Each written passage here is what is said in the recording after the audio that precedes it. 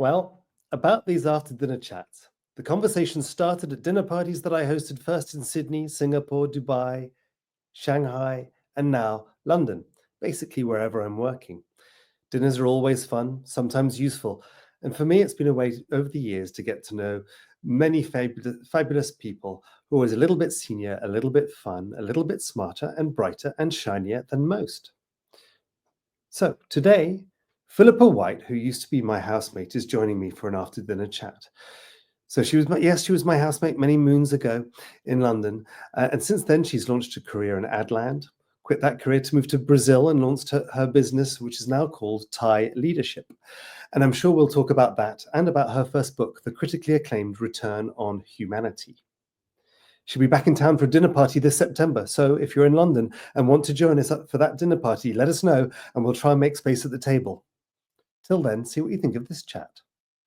This episode is brought to you by jobsandadtech.com, the only jobs board dedicated to digital media and the ad tech industry. If you're hiring now, use promo code JWPOD, JWPOD, for a 10% discount on any package. Jobsandadtech.com, it's where ad techers go to find their next role. Philippa, lovely to see you. I'm going to launch straight in, if I may. Please do. Hi, James. I love that we're doing this. So do I. So what's been in the news this week that's caught your eye, and why? Well, I wouldn't say it's this week. I would say that it's a couple of weeks ago, just because, leave it to me to do a little bit of a curveball. But as you know, I wrote a book called Return on Humanity, and I talk a lot about the power of these human competencies and human skills. And I think sometimes people get a little bit not confused, but they think that being more human, or these softer skills, if you want to call them, or the power skills, makes you soft, or makes you perhaps not as good of a leader. It's sort of a little bit too wishy-washy. And I think of the conversation with Mark Carney and Trump. And I love that conversation, because the way that Mark just composed himself, he was not there to fight. He was not there to create a problem. He was not going to be a pushover. He was going to represent Canada, and he was going to represent every single person in that country. But he did it with so much just what's even the word? Just, it was so composed, and it was decorum. Decorum is the word I like for him. And I just think when Trump was all over the place saying all these ridiculous things, which everyone's seen it, so I don't need to repeat myself or repeat him. But the fact, it was just the last few words that, when Mark just said, well, where we are, is that for sale? Where we're sitting right now, is that for sale? And it was humor in there, right? So he's sort of funny. He sort of held his own. And then he said, Buckingham Palace, is that for sale? He said, yeah, there's something. And then Trump was sort of taken off guard. And he said, and he didn't want to humiliate Trump. So this was not about humiliation. It was just making a point in a funny way. But it was holding his own. And then he said, Canada's never going to be for sale, ever. But what we do need to do is we need to find a way to actually have a relationship. And that's why I'm here. And I just thought that is what a return on humanity is. It's being composed. It's about limits. I mean, you don't need to be a pushover. If anything, you can't be a pushover. But it's being forceful, it's being fair, but it's also being human. And I thought that represented it beautifully. So I love that interview. And nothing to do with the fact that you're a proud Canadian.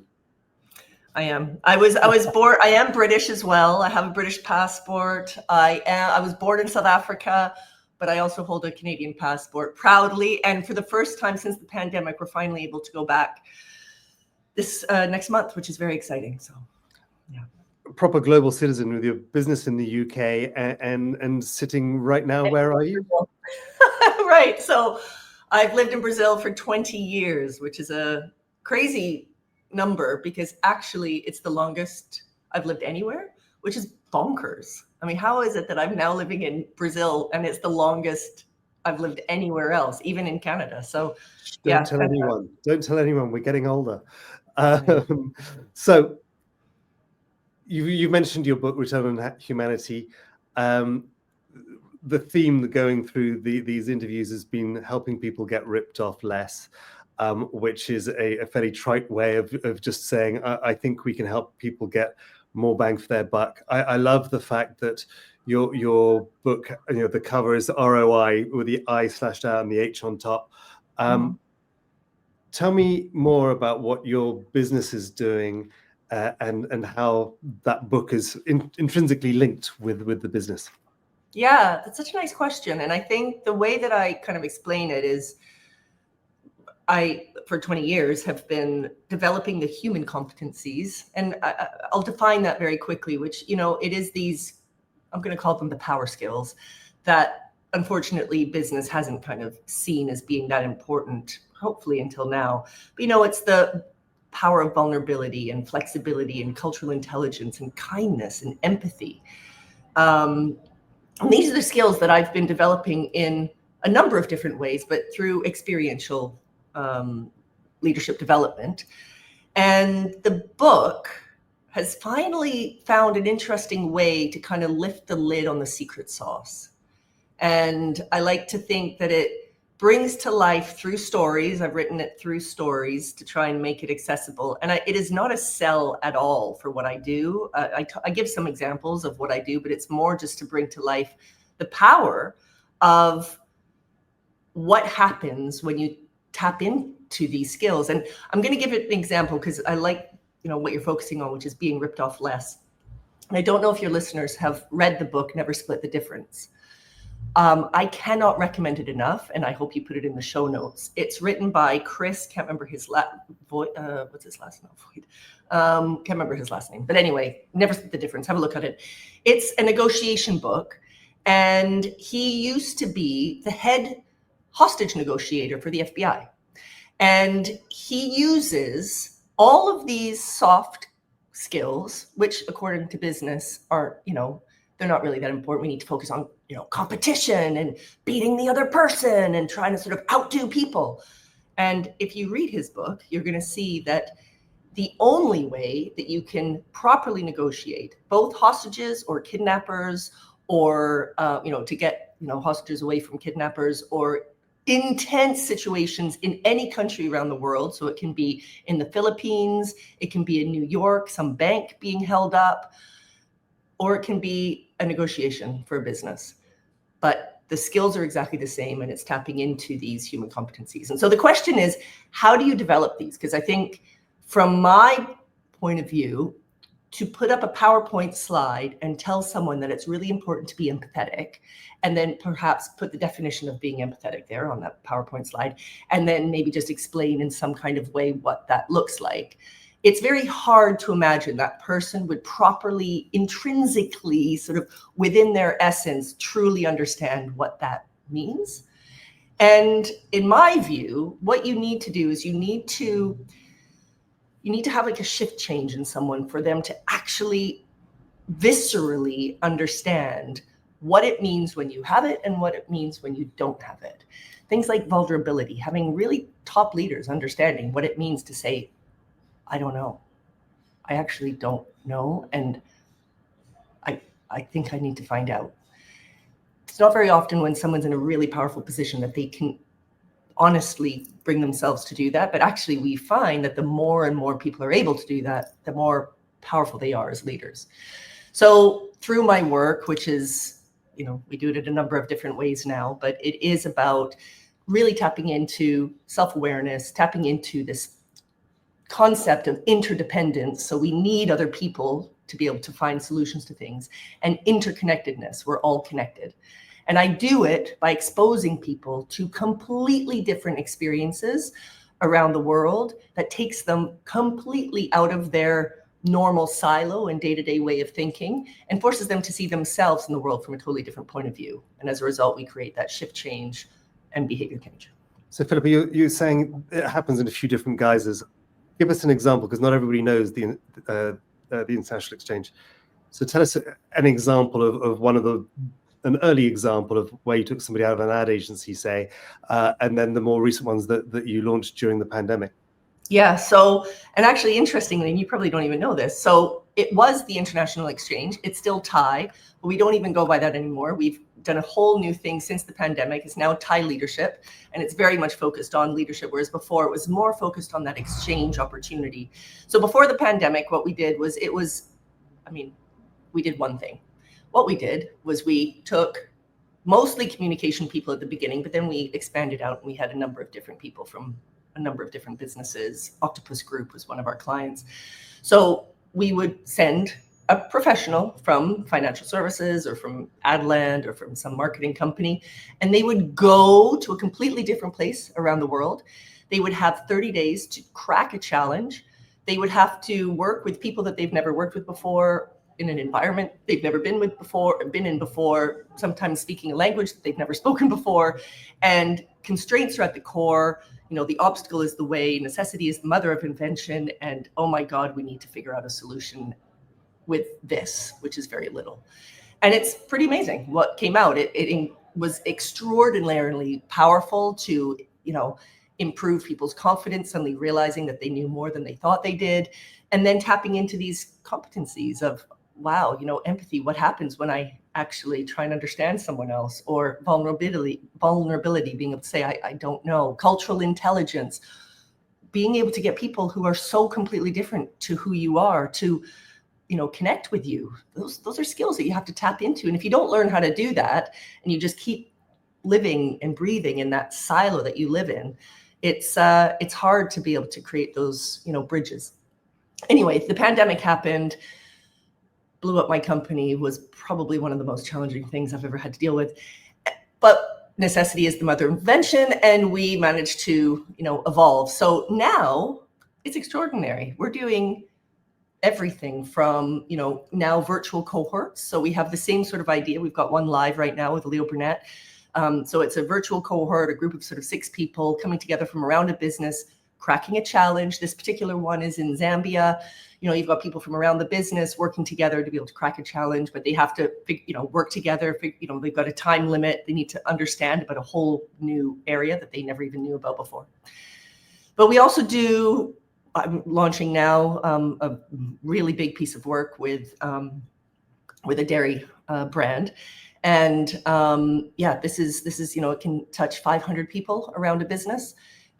It's doing it in a different way, but it's still exposing people to completely different realities. And from an innovation point of view, getting people to see the world and other areas just outside of this silo that they're so familiar with, and getting people from around a business to come together to think differently, work together, and see themselves in their leadership in a different way. So super powerful and super, super exciting. And we're also going to do a bit of the cohort stuff with them as well, which is great. And then off-sites. So I'm off to San Diego. Going to be doing a workshop for a massive technological brand. Then Las Vegas, doing another off-site with them. So it's quite varied. So we do everything from sort of, off-sites, workshops, and, 500 plus training, to cohorts, to one individual. We've got BBH, who is going to be sending someone to Brazil. Yeah, she's coming to Brazil in September, which is super cool. So lots of things. I love how you've reinvented it when you needed to, and kept it going, and kept the enthusiasm and the excitement about it going at all times. I'd like to round off, if I may, with a high five at the end. So I'm going to ask you five quick fire questions, and you can just tell me who these people are and your answers to these questions. So your hero, who is your hero? Oh my God, my hero. I would say my uncle. And I talk about my uncle in my book, but I think he was just the epitome of what it means to, have that fascination with perspective and possibility, and cross borders, and, expand silos. And tell us a moment about what he did and for whom. Yeah, so he was Nelson Mandela's doctor that moment when he came out of prison and started negotiations with the apartheid government. So he needed to have a doctor to be with him to ensure that he was okay, because if he died, it would have been a civil war. It would have been awful. So, but he wasn't that person because he was some rich, powerful white doctor of South Africa. It was actually the total opposite. He was the most humble, understated, quiet, person that they just got on really well. They were friends and they had similar interests, and he trusted him. And but that was my uncle. And actually, he didn't even talk about that. I'm the one who talks about it. He's obviously since passed away. But what he was so proud about, which is even more impressive, is that, and this is, I'll very quickly sort of summarize it, but because of the mining in South Africa, and because of apartheid was brought to, made happen because of the mining, and basically, for a long time, Black people's lungs were considered different to white people's lungs, and as a result, they didn't get compensation when they got seriously ill from being underground with asbestos and all these. So my uncle gave his entire life, every night he would get home and he would be looking at x-rays, and he fought the system to prove that these individuals needed to have compensation from the government and that they needed to crack down on the situation in the mines. And he was doing it until literally weeks before he died. And there's a documentary made about him, and he was one of the most incredible people that just didn't accept the system for the way that it was, and knew that it was wrong, and did everything in his power to change that. And that's why he's one of the most inspirational people. You mentioned him at your book launch, and he was one of the reasons why I was excited to get into the book and learn a little bit more about him. Okay, I'm going to carry on. Your best decision, if I may. My best decision, it's crazy. And at the time, I remember people saying to me, "You're crazy. You should not be doing this. You're making a big mistake to quit my job and move to Brazil and set this up." And I was so naive. But I'm happy that I was naive, because at least it worked out. But it was a bit crazy. And the people who were a little bit more life savvy were saying that it was a bad decision. But I'm happy I listened to my intuition. So, your worst decision? Oh, that's can't talk about that publicly. But there's a worst decision, 100%. So I need to find the other worst decision. The worst is, God, you know what? I actually don't know if even that one's not bad in the sense that, because great things happen as a result of it.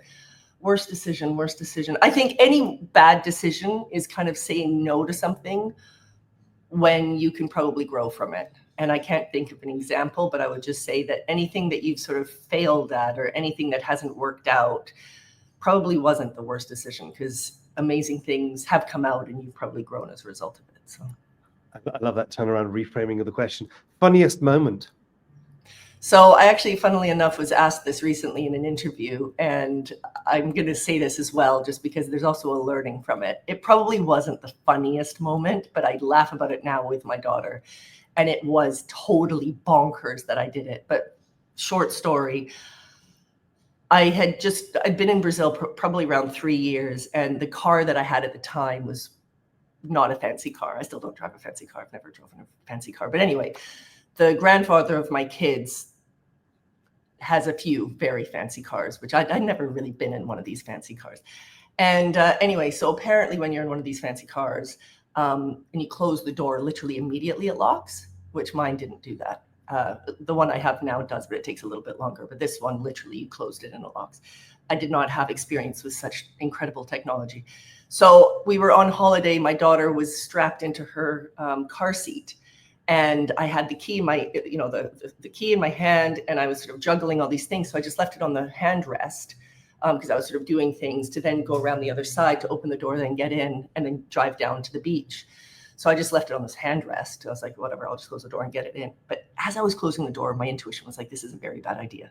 But anyway, I did it. And of course, immediately, everything closed. And she was inside, and it was 30 degrees.